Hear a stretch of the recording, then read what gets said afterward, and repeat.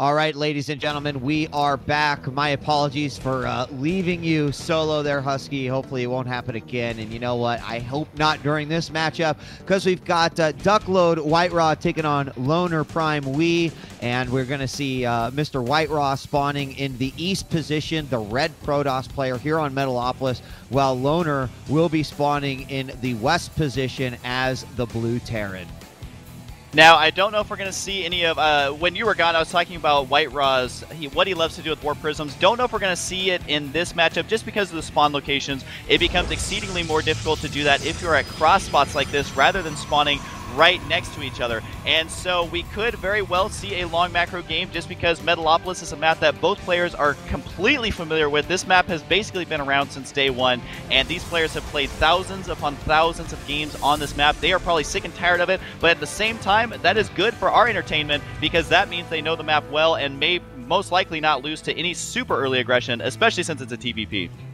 Yep, some good points there, and it's something that, you know, sometimes playing these maps over and over again will also sort of allow a player to be a little bit more experimental, depending on how comfortable they actually are, depending on who their opponent is. And, you know, I think still today on Metalopolis we see some unique strategies happening as people start to realize, hey, I can use these clips over here on the side of the base, and, you know, hey, I can do this timing rush, etc. So I expect things to pretty much just start as they should here, as we see White.Ra getting down his gateway. We've got barracks going down for Loner, and I had mentioned it earlier, and I don't know if you can think of the last time, Husky, that you've actually heard of Loner playing, and I know that I don't think he was even in the most recent GSL or fell short in the up-down previously, but he has been kind of taking a back seat to some of the other StarCraft 2 pros. Absolutely, yeah. Recently, he hasn't been playing as well or having as many, you know, epic games out there. I personally have not stumbled upon too many of his replays or anything like that. So it will be interesting to me to see if he is still at the top of his game. If he is at the top of his game, he will definitely be able to take out White.Ra. I mean, just how well he did at BlizzCon shows that not even that long ago, he was in really good shape, able to do a lot of upsets. And so if he can kind of channel the energy he had in that game, or in those games at BlizzCon, maybe he can do very well here against White.Ra. And also, one thing I want to mention, you were mentioning this map has been used so much, and what's cool about the TSL map pool is not only does it have the old school maps, it also has new school maps, so the different range of abilities and builds that you need to know in this tournament are phenomenal. So as we get into the, you know, the GSL style maps later in this series, we could see completely different play. And as far as the Terran player is concerned in this game, he does have a Reaper on the way, which is something a lot of players have started doing on this map. It's always fun to see the different builds evolve on the older maps. As time goes on, the builds are constantly changing. And one thing that a lot of players have been doing, getting out that Reaper, you can use it not only to secure the watchtowers on this map, which are very vital, but also, as you were mentioning, you can abuse the cliffs and try and do counter harassment once the Protoss player decides to move out. Yeah, and I actually like Loner's complete start to this. He got his gas a little bit early, right around his first barracks. He got exactly fit enough to put down the tech lab and then to have the 50 gas for the Reaper. And then he went to expand, had his guys off gas, and then put them back on. Now he's got a third racks down as well, and again, one of those with the tech lab, so we expect to see Stim out of there. And then a nice little bio composition mix. Meanwhile, we're going to see White.Ra using that first Stalker and use that as sort of his Reaper to go around the map. Now, I must have missed it. Did the Reaper get taken out?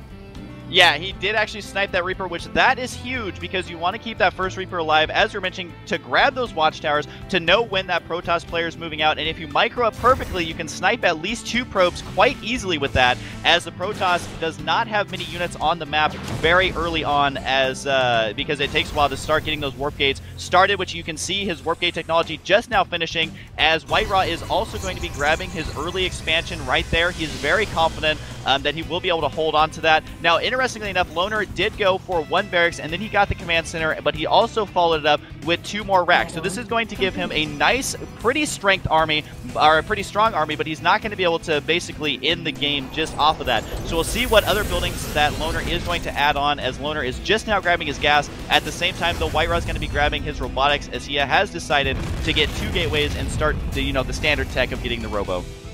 And that was a pretty awesome scan for Loner there. He saw everything that his opponent has. And what I think is interesting is right now White.Ra is pretty blind in all of this. He just discovered that there is an orbital at the natural. But other than that, all he knows about is a single barracks inside the base. So doesn't know if there's necessarily any sort of factory play at all quite yet. Doesn't know how much of a bio army he's about to deal with here. And Loner might show his cards here a little bit as we have a few Marines and Marauders move out. We've got, oh, look at that. We got Pylon going just north of the natural expansion. He's got to be careful not to necessarily give away the location of this probe because it will get taken out. And he could go in there and snipe that Pylon before it even becomes effective here for this push. Now, in the bottom side of Loner's base, there is a Ghost Academy that finished up about 10 or 15 seconds ago. Nice. Looking at the production tab, a Ghost is just on the way, as well as Stim Pack. And so, of course, those Ghosts are used for the EMP, which, considering that White.Ra has such a sentry-heavy army, EMP could really dampen the effectiveness of his army when he moves out. There's not going to be any force fields if the EMP can hit all of them. Now, EMP does have a fairly short radius, so it can be difficult for a Terran player to actually hit those units perfectly. But it is interesting to me that White.Ra is looking to be aggressive here. He's got to move down here. The Ghost has not completed yet. It will be spawning. There is nothing in that bunker right now. Force fields are going to prevent any reinforcements from getting down here, and he did force field that the SCVs cannot repair the bunker. The SCVs are actually going to be attacking here, and White.Ra is going to try and cause a lot of damage here, but there's so many Marauders, I don't know how much damage will actually be dealt. Just keeping an eye on the units lost tab, it does look like a fairly even exchange. Unfortunately, I feel like White.Ra lost the more important units on the ground, losing that army. All he has left, I'm just going to take a look at the units tab, all he has left is 2 Zealots and 4 Sentries, and when you're going up against 8 Marauders, 7 Marines, and a Ghost with EMP, that is no small order to try and defeat that.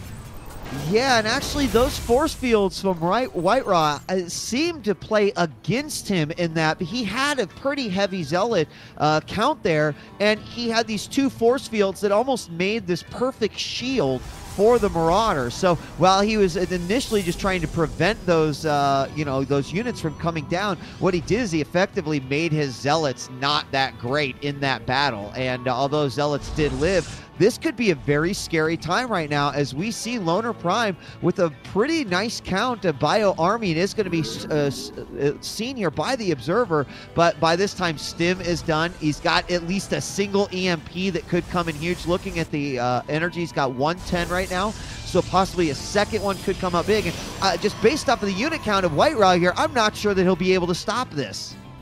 Especially since that EMP, I mean, there is an Immortal out there, but the EMP will effectively knock out that Hardened Shields, and White.Ra is going to attack this. He does have a nice spread on his army, and the EMP does go off, hitting the Immortal perfectly. The Sentries are completely out of energy as well. I don't know if White.Ra's going to be able to hold here. It does look like he was able to get the force fields up, though. However, the Marine Marauder ball is running up here. The Stim Pack has not worn off yet. White.Ra is going to engage this once the Stim is being used again, and I think that White.Ra just did not have what it takes to hold this off. He does have a Colossus on the way. It looks like a scan going down just to take out the last remaining unit, which was that Observer. All these probes are very vulnerable. We do have a Colossus going to be spawning here, but I don't know if it's going to be enough. These units, keeping in mind, are softened up, and so once the Colossus comes out, the Thermal Lance upgrade will not be there. It's going to be almost impossible to micro this perfectly. He will do his best. I think that Loner will at least be able to take out the Nexus. Can White.Ra actually hold here? Looks like he transferred almost all of his probes down here to try and hold this. More reinforcing units have arrived, though. Is this one Colossus going to be able to hold, though, as he really has nothing on the field? You can see even his macro, he can't even spend all these resources.